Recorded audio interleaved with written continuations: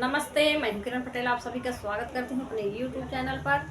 आज मैं एक करवा चौथ का गीत लेके आई हूं। कैसे लगेगा आप लोग कमेंट बताना। पसंद आए तो वीडियो को लाइक, चैनल को सब्सक्राइब जरूर करना। आंगना में बैठी है सासू ता बहू से आरज करई, बहू से आरज करई हो।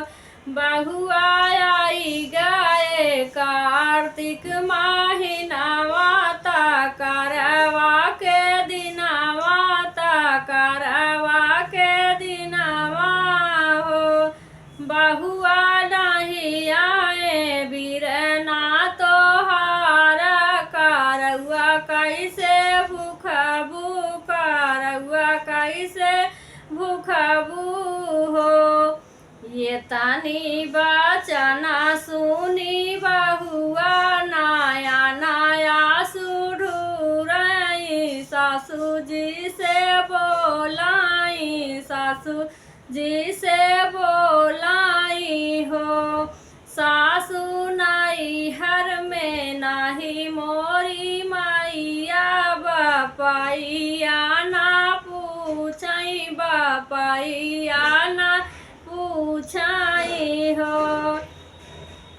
सासू भैया जा भौजिया अपनाए, हमाई बिसरायनी, हमाई बिसरायनी हो।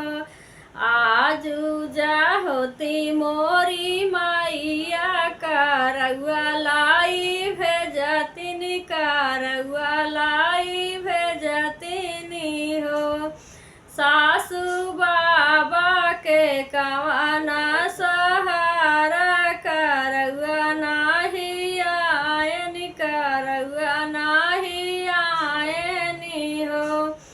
आजू जा होती मोरी मैया, चुनरिया जा भेजतिनी, चुनरिया जा भेजतिनी हो।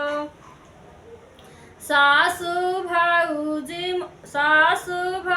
मोरी नन्हाई कई बारी, चुनरिया काऊ भेजी है, चुनरिया काऊ भेजी है हो।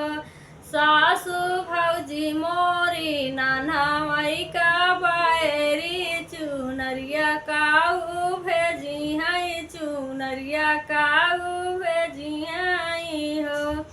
ये तानी बचना सुनी सासू ता बहू के समझावाई, बहू के समझावाई हो।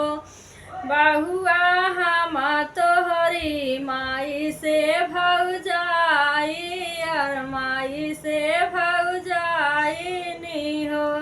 बहुआ हम तोहरी माई से भौजाई, माई से भौजाई नी हो। बहुआ हम तोहरा करवा मांगाऊ बाई, करवा सजाऊ बाई हो। बहुआ हम तोहर करवा मांगाऊ बाई, करवा सजाऊ बाई हो। भोरई होते जाबई बाजरिया, लैयाऊ बाई चुनरिया, लैयाऊ बाई चुनरिया हो। बउआ लैयाऊ बाई सोलहाऊ सिंगारवा, तुहू जा चौथी पूजू, तुहू जा चौथी पूजू हो। हथवा के लिए है करौआ ता पूजा के थरियावा, ता पूजा के थरियावा हो।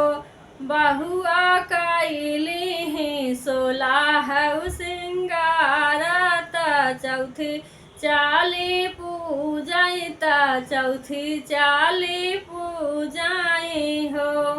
सब मिली मंगल गावै, ता माई के मनावौ, ता माई के मानावाऊ हो।